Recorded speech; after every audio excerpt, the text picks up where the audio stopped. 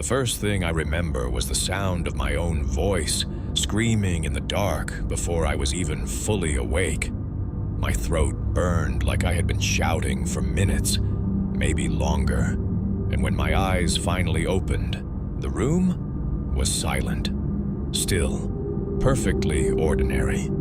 The ceiling above me looked the same as it always did, the faint crack near the light fixture stretching like a thin scar across the paint. The curtains hung exactly where they always hung. The small line of light from the street lamp outside cut across the wall beside my bed in the same way it did every night. Everything looked normal, but the feeling in the room was wrong. Like I had just returned from somewhere that hadn't fully let go of me yet. My heart was racing hard enough to make my chest ache, and I sat there in the dark trying to remember what I had been dreaming about.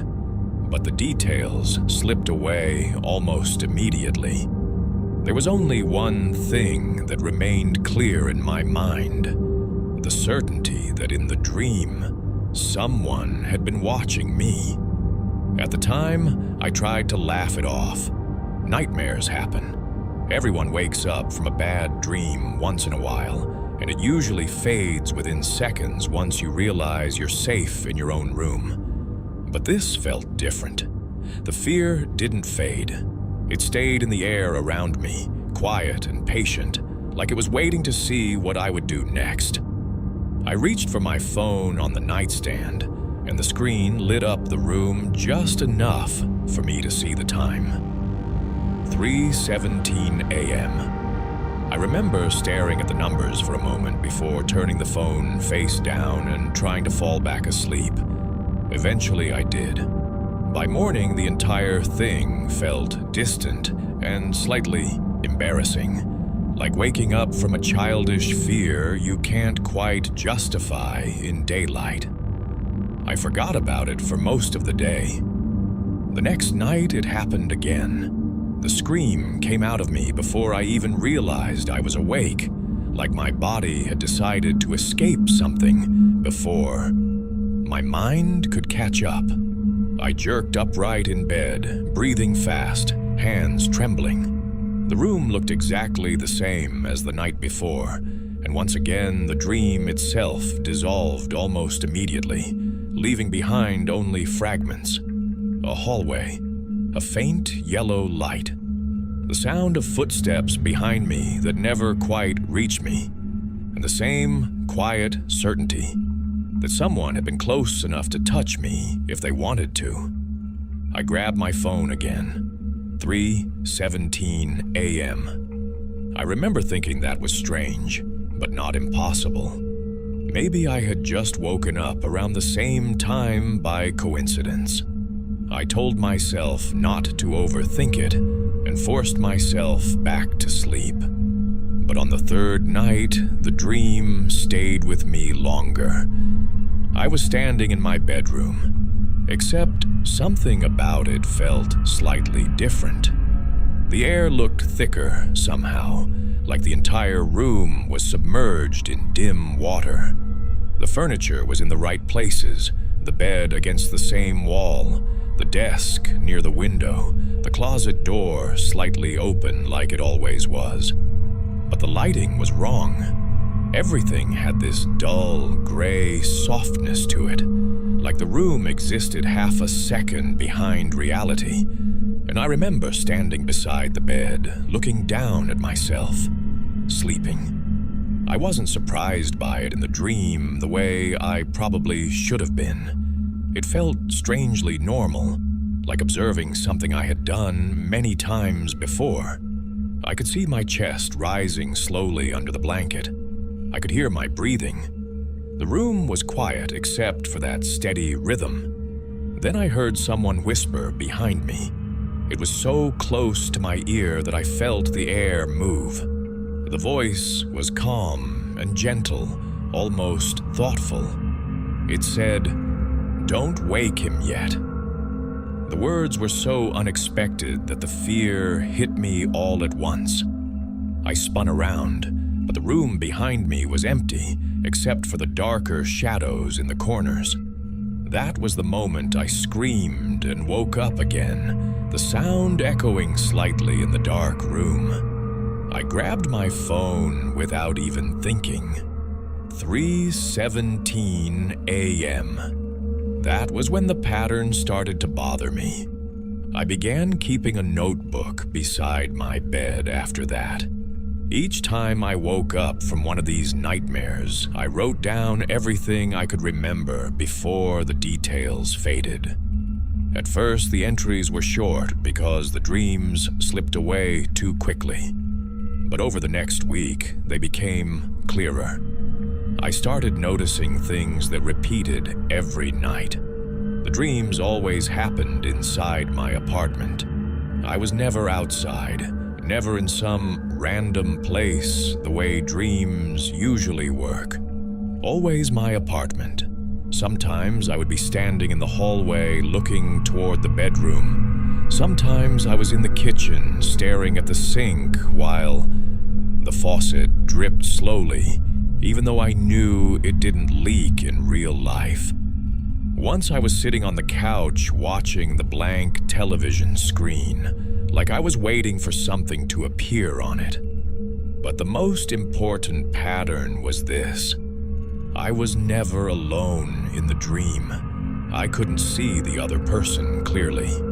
They stayed just outside my direct line of sight, moving behind me, standing in doorways, passing quietly through the edge of the room like they didn't want me to look directly at them, and they always whispered.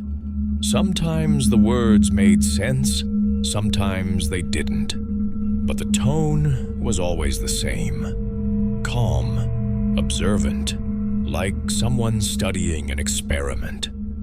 After about 10 nights, the dreams started lasting longer. Instead of waking up immediately after something strange happened, I stayed there. I walked around the apartment. I opened doors. I listened for the whispers. And that's when I started noticing the changes. Small things at first. The bathroom door slightly open when I always kept it closed. A chair moved a few inches away from the table. The refrigerator humming louder than usual. None of it was dramatic, just small differences that made the place feel wrong in a way that was hard to explain. One night I walked into the living room and noticed something sitting on the coffee table. A notebook identical to the one beside my real bed. Same dark cover, same worn corners. I picked it up and opened it slowly.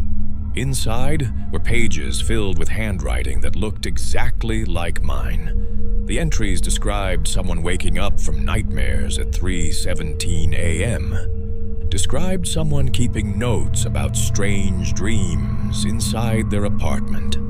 Described someone slowly realizing the dreams were changing. I kept flipping through the pages until I reached the last one. At the bottom of that page was a sentence that made my chest tighten. Eventually, he'll understand why the nightmares feel real. I woke up again at 3:17 a.m. After that, I stopped thinking of them as normal nightmares. They felt more like visits to a version of my apartment that existed slightly beside the real one. And the longer it went on, the more familiar that place started to feel. I knew exactly how the hallway floor creaked when I stepped near the bathroom. I knew how the kitchen light flickered before it fully turned on. I knew which shadows were thicker than the others. And I began hearing the whispers more clearly. Sometimes it sounded like more than one voice. One night I heard 2 distinct whispers near the end of the hallway. The first voice sounded almost amused. He's noticing the changes now.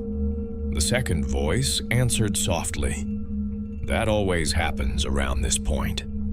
I stood there listening to them, frozen in place. Then the first voice said something that made my stomach drop. "Don't worry, he still thinks he's waking up." That was the first time I didn't wake up right away.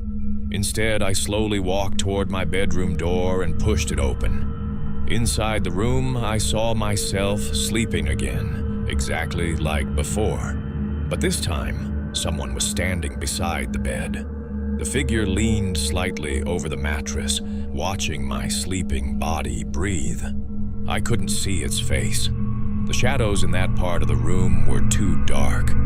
Then the figure slowly turned its head toward the doorway, toward me, and in a voice that sounded quietly disappointed, it said, "Oh."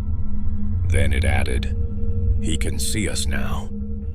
I woke up again at 3:17 a.m., but the feeling that night was different. Instead of relief, I felt like I had been pulled away from something unfinished. I lay there staring at the ceiling for a long time. Eventually, I noticed something that made the air feel colder around me. The bedroom door was open, just slightly. I was certain I had closed it before going to sleep. I told myself maybe I had forgotten, but as I lay there listening to the silence of the apartment, I thought I heard a faint whisper somewhere in the hallway. Too quiet to understand, like someone speaking in the next room with the door closed. Over the next few nights, the dreams continued exactly the same way. Each time they lasted longer. Each time the whispers sounded more aware of me. I began hearing them discuss things I had written in the notebook. One voice said, "He's documenting it." Another answered, "That might make the transition easier." I didn't know what that meant. I wasn't sure I wanted to know, but curiosity kept pulling me deeper into the dreams each night. Then, one night something happened that made the entire situation feel completely different. In the dream, I walked into the living room and noticed the window was open. The curtain moved slightly in the cold night air. I remember feeling confused because I always kept that window locked. The wind pushed the curtain again, and I heard one of the whispers behind me say, "Watch, he'll fix it tomorrow." When I woke up the next morning, the first thing I did was walk into the living room. The window was open exactly the same way. After that, the dreams began predicting other small things. A book falling from the shelf, a glass left in the sink, a hallway light flickering. Nothing dramatic, but always accurate. The whispers started sounding more interested, almost excited. One night I heard one of them say, "He's close now." The other answered, "Soon he'll stop noticing the difference." The most unsettling part came about a week later. In the dream, I was standing in the hallway again when one of the voices whispered directly beside my ear, "You're starting to understand, aren't you?" I didn't answer. I just stood there staring at the bedroom door. Then the voice said something very quietly. "You've been here longer than you think." I woke up at 3:17 a.m. again, but as I lay there listening to the quiet apartment around me, I realized something I couldn't explain. The room felt exactly like the one in the dream. The lighting looked the same. The shadows looked the same. Even the faint hum of the refrigerator sounded identical. I stayed awake for hours, trying to convince myself everything was normal. Eventually, exhaustion pulled me back to sleep. And that night, the dream continued exactly where it had left off. I was standing in the hallway again. The whispers were closer now, moving somewhere behind the walls. I walked slowly toward the bedroom door and pushed it open. The bed was empty. No sleeping version of me. No blankets moving with quiet breathing. Just an empty mattress. Then the whisper came from somewhere just behind my shoulder. Calm, patient, curious. He's finally where he belongs. I turned around slowly, trying to see who had spoken, but the hallway behind me was filled only with soft shadows and the quiet shape of the apartment I knew too well. Then the voice added one last sentence in a tone that sounded almost thoughtful. And he still thinks he wakes up every night. For a long time after that, I stood there in the dim hallway, listening to the silence, trying to decide if I should go back into the bedroom or keep walking through the apartment. Eventually, I looked down at my hand and noticed something I hadn't seen before. I was holding a notebook, the same dark cover, the same worn corners. I opened it slowly and read the last line written on the final page. He's beginning to suspect. And sometimes when I wake up at 3:17 a.m. now, lying quietly in my bed, staring at the ceiling, I still hear the faintest whispers somewhere beyond the bedroom door, like they're standing in the hallway, waiting patiently for me to fall asleep.